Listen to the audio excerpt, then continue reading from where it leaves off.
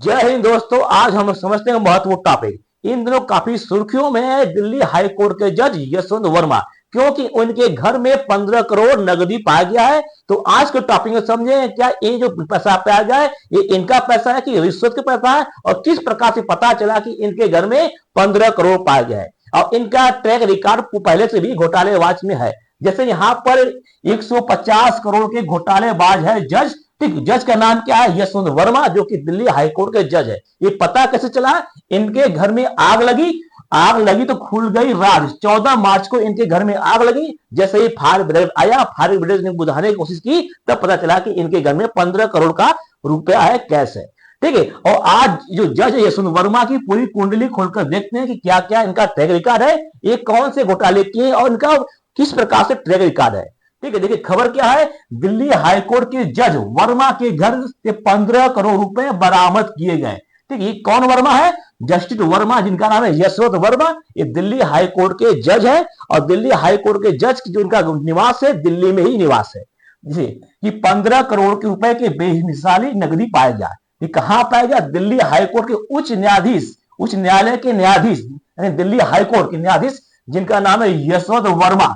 ठीक, इनके आधिकारिक आवास, इनका आवास कहां? दिल्ली में ही आवास है। और इनके आवास पर 15 करोड़ रुपए का पैसा पाया गया, जो कि नगदी था। क्या पैसा?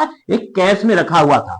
चौंकाने वाली बात यह कि भारत की न्यायपालिका में हड़कंप मच गया कि किसी भी न्यायाधीश के पास 15 करोड़ रुपए आया कहां से। और 15 करोड़ रुपए आया है तो ये क्या रिश्वत का पैसा है या किसी व्यक्ति का पैसा है? और ये पैसा पता कैसे चला कि इनके घर में पैसा है? तो इसके खबर क्या है कि 14 मार्च 2025 को, जिस दिन होली था, उसी दिन इनके घर में आग लग गई। और आग लगने के पश्चात उजागर हुई घटना है। ठीक, और इसमें एक आंतरिक जांच की न्यायाधीश किया गया है। सुप्रीम कोर्ट ने ये न्यायाधीश के लिए या कहीं इनको जांच के लिए की आदेश दे दी है। इसके साथ साथ अब पता कैसे चला कि आग से चौंकाने वाले खुलासा हुआ। कैसे हुआ? क्योंकि 14 मार्च 2025 को जैसे इनके घर में आग लगी, तो आग लगी कि कहां पर? सरकारी आवास, जो इनके सरकारी आवास है यशवंत वर्मा के सरकारी आवास में आग लगी। और आग बुझाने के लिए जो व्यक्ति आए, जिनका नाम फायर ब्रिगेड है, आपातकालीन बुलाए गए। और उन्हीं कर्मियों ने इनके कमरे में नगदी 15 करोड़ रुपए, इनका बड़ा भंडार पाया गया, यानी 15 करोड़ रुपए पाया गया, जो कि आधा जल गया था। ठीक है। और अनुमानिक यहाँ पर बताया गया कि लगभग ये राशि 15 करोड़ हो सकती है। कितने? 15 करोड़ के आसपास ये रुपए बताया गया। हालांकि ये सभी नोट क्या है? जल गए थे। और यहाँ पर जस्टिस वर्मा कथित तौर पर उसमें शहर से बाहर थे, यानी उस समय दिल्ली में नहीं थे। और इनकी अनुपस्थिति में खुलासा हुआ। तो खुलासा क्यों हुआ, कैसे हुआ? जब इनके घर में आग लगी तो फायर ब्रिगेड को बुलाया गया। और फायर ब्रिगेड जैसे इनको आग बुझा रही, तो इनके एक कमरे में 15 करोड़ रुपए के अनुमानित है ऐसा रुपया पाया गया। और जो नोट है अब जला पाया गया। अब यहां पर समझते हैं कि जस्टिस वर्मा है कौन। जस्टिस जो यशवंत वर्मा है, ये कौन है, ये किस प्रकार के न्यायाधीश है, और इनका जन्म क्या है, इनका ट्रैक रिकॉर्ड देखते हैं। ठीक है, देखिए जस्टिस वर्मा जो है, इनका नाम यशवंत वर्मा है, दिल्ली हाईकोर्ट के जज है। अब इनका जन्म 1969 में हुआ था। ठीक, ये इलाहाबाद में कहा हुआ था? इनका जन्म इलाहाबाद हुआ था। और ये इन्होंने दिल्ली विश्वविद्यालय से LLB किया। और दिल्ली विश्वविद्यालय कौन सा? हंसराज कॉलेज से बीकॉम की, बीकॉम ऑनर्स में डिग्री लिया। उसके पश्चात इन्होंने, यशवंत वर्मा जी ने 1992 में रीवा विश्वविद्यालय से लॉ का ग्रेजुएशन किया। इसके पश्चात 8 अगस्त 1992 को एडवोकेट के रूप में नामिनेट हो गए। कब हुए? 1992 में एडवोकेट के नामिनेट हो गए। और इनका जो कार्य था एजुकेशन के थ्रू में, संवैधानिक हो गया, इंडस्ट्रियल विवाद हो गया, कॉर्पोरेट हो गया, टैक्सेशन हो गया, इन सभी पर काम किया, इनके संबंधित का कार्य था। इसके साथ साथ 2006 में इनको प्रमोट करते हुए जस्टिस यशवंत वर्मा को वो इलाहाबाद हाईकोर्ट का वकील बना दिया गया। यानी 2006 में जस्टिस वर्मा इलाहाबाद हाईकोर्ट के जज हो गए। और 2014 में इनको एडिशनल जज बना दिया गया। यानी 2006 में वकील बने और 2014 में इनको दिल्ली इलाहाबाद हाईकोर्ट के एडिशनल जज बना दिया गया। और 2016 में इनको परमानेंट बना दिया गया। ठीक है, तो 2021 में दिल्ली हाईकोर्ट ने बने थे जज। कब बने थे? 2021 में। लेकिन इससे पहले रिकॉर्ड देखेंगे तो 2012 से अगस्त 2013 तक, यानी लगभग 1 वर्ष तक उत्तर प्रदेश सरकार के मुख्य वकील के रूप में कार्य किए थे। यानी इन्होंने जो है 1 साल उत्तर प्रदेश सरकार की वकालत भी की, यानी सरकारी वकील भी थे। इसके साथ साथ 2014 में इसके पश्चात जो है कोर्ट की तरफ से इनको सीनियर एडवोकेट के रूप में बनाया गया। कब? सीनियर एडवोकेट के रूप में बना दिया गया था। और इसके साथ साथ 13 अक्टूबर 2014 को 13 अक्टूबर 2014 को इनको एडिशनल जज बना दिया। एडिशनल जज मतलब कि सरकारी जज नहीं होते, जिस प्रकार से स्कूलों में जो एडहाक अध्यापक होते हैं उसी प्रकार से जज भी एडहाक जज बना दिया गया, जो कि सरकारी नहीं होते हैं। ठीक है, 2014 में। लेकिन 2016 1 फरवरी 2016 को इनको परमानेंट जज बना दिया गया। ठीक, इसके साथ साथ जब 2021 यानी 11 अक्टूबर 2021 को इनको दिल्ली हाई कोर्ट का जज बना दिया गया। यानी इनको 2016 से परमानेंट थे, लेकिन अक्टूबर 2014 से एडिशनल जज बन गए थे। इनका ट्रैक रिकॉर्ड जो है जज काफी बार बने थे। और ये ऐसा लग रहा है कि ये सभी जो बने थे 2014 में बने या यहाँ पर 2012 से लेकर 2013 तक, ये क्या थे? पहुंच के थ्रू बने थे, क्योंकि ये कोई एग्जाम नहीं दिए थे। यहाँ 2014 में सरकार के मेहरबानी से बने थे। फिर आगे यहाँ पर दिल्ली हाईकोर्ट या जो सुप्रीम कोर्ट के जज के थ्रू यहाँ बने थे। इसी प्रकार जो 2014 में हाईकोर्ट के जज कैसे बने? क्योंकि कोलिजियम विधि से इनको जज चुना गया था। कोलिजियम विधि क्या था? सुप्रीम कोर्ट के जज हाईकोर्ट में जज नियुक्त करते हैं बिना एग्जाम के थ्रू। जिनको को पसंद आता है कि ये वकील है लेकिन इनका ट्रैक रिकॉर्ड बढ़िया, उनको जज बनाते हैं बिना एग्जाम के थ्रू। या कहें किसी का सोर्स है सुप्रीम कोर्ट के जज के थ्रू, या कहें कोलिजियम इनका सोर्स है तो उनको बना देते हैं। तो यहाँ पर जो यशवंत वर्मा बने थे कोलिजियम के ही थ्रू बने थे। अब कोलिजियम में सुप्रीम कोर्ट के जज अपने अनुसार चुज कर उनको जज बनाते हैं। तो यशवंत वर्मा कोई एग्जाम देकर हुआ सुप्रीम कोर्ट या हाई कोर्ट के जज नहीं बने थे, ये कोलिजियम विधि से को बनाया गया था बिना एग्जाम दिए। अब बात करते हैं सीबीआई। देखिए, इसकी पहले भी सीबीआई ने एफआईआर दर्ज चुका था, क्योंकि अब बात करें इसकी पहले ट्रैक रिकॉर्ड क्या था, तो सीबीआई ने एफआईआर दर्ज चुका था और जज साहब को 150 करोड़ का बैंक लोन लेने के मामले में इनको एफआईआर भी हुआ था। तो इनका ट्रैक रिकॉर्ड पहले से था कि, और सीबीआई ने 150 करोड़ रुपए का पहले से इनको दर्ज किया था। अब समझते हैं कि अगर सीबीआई पहले से ट्रैक रिकॉर्ड किया था तो सुप्रीम कोर्ट के कोलिजियम को पता क्यों नहीं चला कि इनका रिकॉर्ड खराब है। ठीक है, तो अब कहीं कहीं इनको 97 में लिख के आ रहा है कि 97 करोड़ घोटाले का है, कहीं कहीं 150 करोड़ लिख के आ रहा है। ठीक है, लेकिन घोटाला हुआ था। ठीक है, अब कहीं कहीं 97.85 करोड़ लिख के आ रहा है। जैसे यहां पर है, इस स्थान पर दिख रहा है इस न्यूज के 97.85 यानी 97 करोड़ 85 लाख करोड़ घोटाले की यशवंत वर्मा, जस्टिस वर्मा को आरोपी नंबर 10 बनाया गया था। यानी टोटल 12 आरोपी बनाया गया था, जिनमें से 10वें नंबर के आरोपी कौन थे? जस्टिस जो है कि यशवंत वर्मा थे। अब कब थे, किस प्रकार थे, इसको समझते हैं। क्योंकि यहां पर इनका जो ट्रैक रिकॉर्ड पहले से घोटाले में था, 2012-2018 में इनका जो है सीबीआई ने दर्ज की गई, लेकिन सुप्रीम कोर्ट को जज किया ये नहीं पता था कि इनका ट्रैक रिकॉर्ड खराब है या कि इनका केस पहले से चला है, तो इनको जज क्यों बनाए। ये प्रश्न उठता है सुप्रीम कोर्ट के जज या कोलिजियम के जो सिस्टम उन पर ये प्रश्न उठता है। इसी प्रकार से 97 करोड़ के घोटाले में आरोपी थे और 10वें नंबर की जस्टिस जो है इनको आरोपी बनाया गया था। 2018 में सीबीआई जो है सीबीआई ने सिंभौली शुगर मिल यानी एक क्या शुगर मिल था जिसका नाम है क्या है, सिंभौली शुगर मिल लिमिटेड के खिलाफ 97.87 करोड़ का रुपए का दर्ज किया था। और मामला क्या था? गबन का दर्ज था। और ये आरोप था कि कंपनी किसे बैंक उन्होंने थी? ओरिएंट बैंक ऑफ कॉमर्स, जिसको साक्षात्कार में ओबीसी कहते हैं। ओरिएंट बैंक ऑफ कॉमर्स जो कि अब वर्तमान में पीएनबी में इसका विलय हो गया। यानी ओरिएंट बैंक से कौन कंपनी लोन ली थी? जिसका नाम है सिमरौली जो बैंक है, जिसका सिमरौली शुगर मिल है, ये लोन ली थी किससे? ओरिएंट बैंक से। और कितना ली थी? 97.85 को लगा है, कहीं की 98 लिख के आ रहा है, कहीं की 150 करोड़ है, लेकिन लोन ली थी ओरिएंट बैंक से। अब हुआ क्या कि ये किसके लिए थी? ये किसानों के भलाई के लिए थी या किसानों को सहायता के लिए थी। लेकिन ऐसा आरोप लगाया जा रहा है कि जो पैसा आया ये खातों में ट्रांसफर कर दिया, नहीं जो इसका हड़प लिए, क्या कहें हड़प लिए। हड़पे कैसे? जो इनके अधिकारी थे, जो इसमें अधिकारी थे, कहां पर थे? जो सिमरौली शुगर मिल के अधिकारी थे, जिसके डिपार्टमेंट में थे, इन्होंने अपने सगे संबंधी को एक पैसा ट्रांसफर कर दिया और किसानों को पैसा नहीं दिया। नहीं, किसानों को पैसा अपने सगे संबंधी, अपने चाचा, अपने ताई, अपने बुआ लोग ट्रांसफर कर दी। और इसमें जो नाम आ रहा 10वें आरोपी के रूप में यशवंत वर्मा का भी आ रहा है, क्योंकि इस समय जो है कंपनी के नॉन एग्जीक्यूटिव डायरेक्टर थे कौन? यशवंत वर्मा थे। तो यशवंत वर्मा जो है नॉन एग्जीक्यूटिव डायरेक्टर थे, यानी एक बहुत बड़ा पोस्ट था, ये भी इनके थे। और इन पर भी ये था कि ये 10वें आरोपी, यानी इस मामले में सुप्रीम कोर्ट को पहले से मालूम था कि जो शुगर मिल जो है इस पर इनका केस चल रहा और इसमें 97.8 करोड़ का घोटाला लगा, लेकिन फिर भी सुप्रीम कोर्ट के कोलिजियम ने इनको जज बना दिया। अब समझिए कि जो ऐसे घोटालेबाज को जज बना दिया जाएगा, तो ये जज होंगे तो कोई भी काम करेंगे तो बिना पैसे के काम करेंगे, और जो भी इनके अंडर केस गया होगा बिना पैसे के काम तो क्यों नहीं होंगे, क्योंकि जो इतने बड़े घोटालेबाजी, इतने बड़े रिश्वतखोर हैं तो बिना काम करेंगे। और जो भी केस इनके अंदर गया होगा, जिस व्यक्ति का भी गया होगा, क्या वो सही होगा? क्या वो सही से मान सकता कि हमारे साथ न्याय हुआ है? क्योंकि ऐसे व्यक्ति तो हमेशा पैसे के लालच से होंगे और इसमें न्याय की होगा नहीं। जब सुप्रीम कोर्ट के या कोई भी जज जब न्याय की मूर्ति होते हुए अन्याय करता है तो वहां पर सबसे बड़ा अपराध होता है। ठीक इसी प्रकार से 2015 में इस घोटाले को संभावित धोखाधड़ी के मामले में भारतीय रिजर्व बैंक को भी आगाह किया गया था। यानी जो यहाँ पर सीबीआई है, 2015 में आरबीआई को भी पता था, यानी यहाँ पर आरबीआई को मालूम था कि यशवंत वर्मा इस केस के अपराधी भी हैं।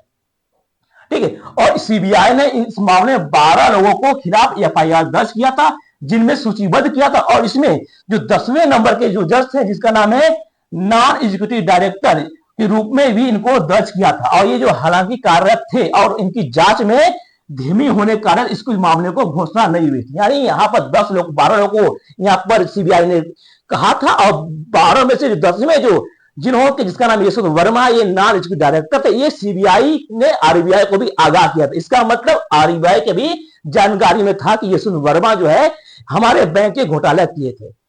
और इसके साथ अब समझते हैं कि सीबीआई की जांच रुकी क्यों? क्योंकि अगर सीबीआई की जांच होती है तो ये जज नहीं बन पाते, तो सीबीआई की जांच रुकी कैसे? ठीक देखिए, फरवरी 2024 में अदालत ने सीबीआई को फिर से जांच करने का आदेश दिया, यानी दिल्ली जो इलाहाबाद हाईकोर्ट है दोबारा जांच करने की आदेश दिया। लेकिन यहां पर सुप्रीम कोर्ट ने इस आदेश को रद्द करते हुए इस मामले को ठंडे बस्ते में कर दिया। यानी जो सुप्रीम कोर्ट के कोलिजियम ने जो इनको नियुक्ति दिया था और उन्हीं के द्वारा बचाया गया था इनको, यानी यहां पर देखेंगे तो सुप्रीम कोर्ट के जो कोलिजियम सिस्टम है वो भी दोषी पाएंगे, क्योंकि जब आपको मालूम था कि इनका सीबीआई केस चल रहा है तो आपने इनके मामले को ठंडे बस्ते में क्यों आपने रोक दिया? तो यहां पर सुप्रीम कोर्ट के जज जो कोलिजियम विधि वो भी दोषी होते हैं, क्योंकि इनके द्वारा ही ये पनाह किए गए थे। ठीक इसके साथ साथ 2018 में ईडी ने भी मनी लॉन्ड्रिंग के अधिनियम के तहत मामला दर्ज किया था, और ये मामला लखनऊ के स्थित प्रवर्तन ईडी न्यायालय के थाने में दर्ज। यानी समझिए, जहां पर कोई भी व्यक्ति अगर थोड़ा बहुत गुनाह करता है, ईडी उसको पकड़ता है तो पूरा जेल में डालता है। जैसे अरविंद केजरीवाल, उनका जो इन्होंने किया था कोई पता नहीं चला, लेकिन ईडी ने उनको उठाकर जेल में दिया। लेकिन यहां पर देखेंगे यशवंत वर्मा को ईडी ने 2018 में केस दर्ज किया था, लेकिन इनको गिरफ्तार नहीं किया था। तो समझिए कि जो यशवंत वर्मा है कितने पहुंचे और कितने पावरफुल व्यक्ति हो सकते हैं। इसके साथ साथ अब ये व्यक्ति को है, अगर ऐसे व्यक्ति जज बनते हैं तो बिना पैसे काम करेंगे। अगर ऐसे व्यक्ति अगर जज बनेंगे तो न्याय की भीख या न्याय की जो दर्ज है या कि न्याय की मांग किससे करेंगे? ऐसे व्यक्ति बिना पैसे लेके काम ही नहीं करेंगे।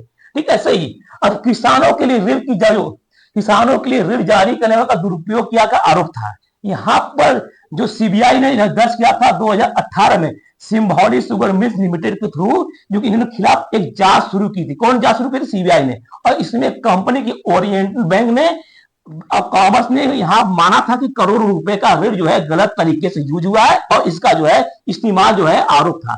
और बैंक ने लगाया था कि ये कंपनी ने किसानों के लिए जारी जो पैसा था उसमें से 97 करोड़ रुपए का हेरफेर हुआ या इसका घोटाला हुआ है। इस धनराशि का उद्देश्य था कि इनको किसानों को भला किया जाए, लेकिन यहाँ पर घाटा हो गया, यहाँ पर घोटाला हो गया।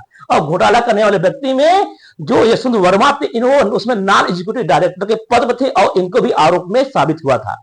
ठीक इसके साथ साथ जो कि सीबीआई ने एफआईआर को रद्द करने के लिए की थी अर्जी, यानी यहाँ पर सीबीआई की एफआईआर को किसने दर्ज की थी कि इसको रद्द किया जाए। तो इलाहाबाद हाईकोर्ट ने 2 फैसले में, पहला था कि एफआईआर का जिक्र किया था और जिनमें से इस फैसले में कहा था कि आरोपी से जुड़े थे उनको सीबीआई की एफआईआर को रद्द करने का या अग्रिम जमानत के लिए अर्जी दी थी। लेकिन पिछले साल मार्च 2024 में, यानी 2024 में सुप्रीम कोर्ट ने इलाहाबाद हाईकोर्ट के एक फैसले को पलट दिया। यानी इलाहाबाद हाईकोर्ट चाह रहा था कि यशवंत वर्मा के खिलाफ एक जांच हो, सीबीआई की जांच हो, लेकिन सुप्रीम कोर्ट के द्वारा इस फैसले को पलट दिया गया, नहीं हाई कोर्ट के फैसले को पलट दिया गया। तो इलाहाबाद हाईकोर्ट ने एसबीआई के नेतृत्व में एसबीआई के नेतृत्व में बैंकों के समूह को जो सिंबॉलिक शुगर मिल्स है इसके दिए गए बयान को लोन की जांच का आदेश दिया था सीबीआई को। लेकिन यहां पर सुप्रीम कोर्ट सुप्रीम कोर्ट ने इस फैसले को गलत ठहराते हुए इसको ठंडे बस्ते में डाल दिया। यानी सुप्रीम कोर्ट यहां पर कह रहा कि नहीं ये गलती से गलत हुआ डिसीजन, इसको पलट दिया। नहीं यहां पर जो हाईकोर्ट ने कहा था जांच करने के लिए, सुप्रीम कोर्ट उसको पलट कैसे दिया। जब यहां इतना बड़ा केस है, लोन का केस है, तो सुप्रीम कोर्ट यानी इनडायरेक्ट रूप से यशवंत वर्मा को बचा रहा था। और ज्यादा समय नहीं, फरवरी 2024 की बात है, उसमें सुप्रीम कोर्ट के जज कौन थे? डीवाई चंद्रचूड़ थे, और उनके द्वारा ही उनके नेतृत्व में इसको फैसले को बदल दिया गया था। ठीक है, यानी सुप्रीम कोर्ट के जज के द्वारा इस फैसले को बदला गया था। और जो एफआईआर संभावनी शुगर मिल्स लिमिटेड के नाम को जो एक चीनी मिल था, क्या मिल था, और इससे जुड़ी हुई आरोप है कि मिल में बैंकों को धोखा दिया गया था। और इस मामले में चौंकाने वाली बात है कि जस्टिस यशवंत वर्मा को 13 अक्टूबर 2014 की 13 अक्टूबर 2014 की इलाहाबाद हाईकोर्ट के जज बनने से पहले ही सिंबॉली शुगर मिल के नॉन एग्जीक्यूटिव डायरेक्टर के पद पर थे। और जैसे ही इस साल यानी जो सिंबॉली शुगर मिल्स लिमिटेड का खाता भी बंद कर दिया गया था 2012 में। क्या कहता है? एनपीए क्या होता है? देखिए, जब बैंक से कोई व्यक्ति लोन लेता है, जब उसकी भरपाई नहीं होती, जब लोन नहीं चुकाता है, तो बैंक क्या करता है, अगर 3 महीने लगातार नहीं चुकाते तो उसको एनपीए में डालता है। एनपीए का होता है नॉन परफॉर्मिंग एसेट, यानी कोई पैसा अगर नहीं दे रहा तो उसको नॉन परफॉर्मिंग एसेट में डाल दिया गया था। कब डाल दिया गया था? 2012 में। और उससे पहले 2014 में जो हाईकोर्ट के जज के बनने से पहले ये क्या थे, जो सिंगरौली मिल था इसके नॉन एग्जीक्यूटिव डायरेक्टर थे। और 2012 में ओरिएंटल बैंक के द्वारा एनपीए घोषित कर गया। तो सोचिए कि जो ओरिएंटल बैंक में एनपीए पैसा था वो किसका पैसा था? जनता का पैसा था। और ओरिएंटल बैंक क्या छोटा बैंक था, अब इतने बड़े का इसको लोन नहीं चुकाने के पाने से क्या वो ऐसे बैंक क्या डूब जाते हैं, या क्या ऐसे बैंक जो है बड़े बैंक में विलय हो जाते हैं? क्योंकि ऐसे जो धन्ना सेठ लोग हैं ऐसे पैसे खा जाते हैं और जो छोटे बैंक को पैसा नहीं मिल पाता है तो वो बैंक क्या डूब जाता है। ऐसे जो 97 करोड़ का जो है पैसा डूब जाता है। अब यहाँ पे एक नया मोड़ आया। क्या है? एक नया मोड़ क्या है कि जो केस यहाँ पर जिस फायर ब्रिगेड ने एक केस बताया था कि इनके घर में लगभग 15 करोड़ रुपए पा गया, वो अपने बयान से पलट गया। ठीक है, क्या है कि अब कैश तबादला और जांच अफवाह में जस्टिस वर्मा के मामले अपडेट, और फायर ब्रिगेड के बयान में आया नया मोड़। अब फायर ब्रिगेड ने अपना नया मोड़ किया। क्यों? क्योंकि ये लंबे समय 14 मार्च से केस चल रहा है और इस पर भी दबाव बना होगा। और दबाव बनने के पश्चात ये अपना बयान दर्ज किया।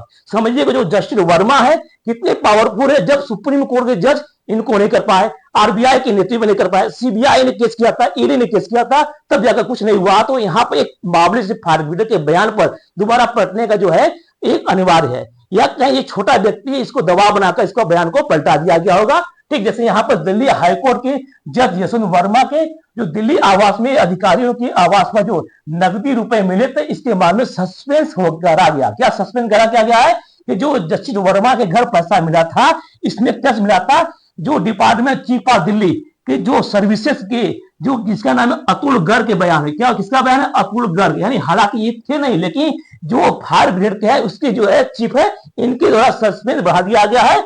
सस्पेंस बढ़ा दिया गया और दरअसल इन्होंने कहा कि अग्निशामक विभाग के हवाले से कैश मिलने के दावे को पूरी तरह खारिज कर दिया गया। यानी जो अतुल गर्ग है अब ये अपने बयान से पलट गए। हालांकि जब आग लगी थी 14 मार्च को, इन्होंने कहा था कि जस्टिस वर्मा के घर में पैसा मिला है और इसका फुटेज भी आया, लेकिन इन पर दबाव होगा, दबाव कारण हो ये अपना बयान बदल दिए। और बयान बदल दिए तो अब ये क्या नए मामले में गया, या क्या नए इसमें पन्ने खुलने लगे। अब यहाँ पर होगा कि क्या जस्टिस वर्मा के घर में पैसा था कि नहीं था। हालांकि सुप्रीम कोर्ट ने अपना एक पैनल तैयार कर दिया है, जो कि पैनल में 3 जज होंगे। इस 3 जजों के थ्रू ये देखा जाएगा।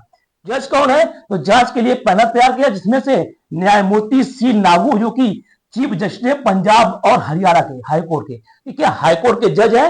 और दूसरे व्यक्ति है न्यायमूर्ति जीएस संधावलिया जो कि chief justice of Himachal Pradesh की हाईकोर्ट है, हाईकोर्ट के। इसी प्रकार से न्यायमूर्ति अनु शिवरामन है, जो कि न्यायाधीश है कर्नाटक हाईकोर्ट। यानी यहाँ पर 3 लोग का बेंच बना दिया। अब 3 लोग को बेंच ये फैसला करेंगे कि क्या जस्टिस वर्मा के घर में पैसा पाया गया था कि नहीं, और क्या इनका कार्रवाई या क्या इनका न्यायाधीश पद रहेगा कि हटेगा। और इसके साथ साथ जो इनका केस दोबारा से भी री ओपन हो सकता है, क्योंकि शुगर मिल वाला या क्या सीबीआई का जो चार्ज है दोबारा से ओपन हो सकता है। हो सकता है कि ऐसे व्यक्ति को इस न्यायाधीश पद से हटा दिया जाएगा। लेकिन ऐसे कार्य या ऐसे जस्टिस देश के धब्बा बन जाते हैं, और जो आम जनता है उनका विश्वास कम हो जाता है, क्योंकि आम जन का जो मत होता है या आम जन का जो विश्वास होता है सुप्रीम कोर्ट और हाई कोर्ट के जज में होता है। अगर ऐसे ही व्यक्ति अगर घोटालेबाज या रिश्वतखोर के होंगे तो आम जनता का भला क्या होगा। तो ऐसा मुद्दा बार बार नहीं आना चाहिए, और ऐसे मुद्दे आने से देश में अशांति और जनता के बीच में रोष, और जनता जो है असंतुष्ट होता है, और जनता को न्याय के प्रति अपना जो भाव या व्यक्त करने में कष्ट होता है, या कहे जनता उस पर विश्वास करने में पीछे हटती है। आई होप कि आपको अच्छी तरह समझ में आ गया। मिलते हैं नेक्स्ट वीडियो में। जय हिंद।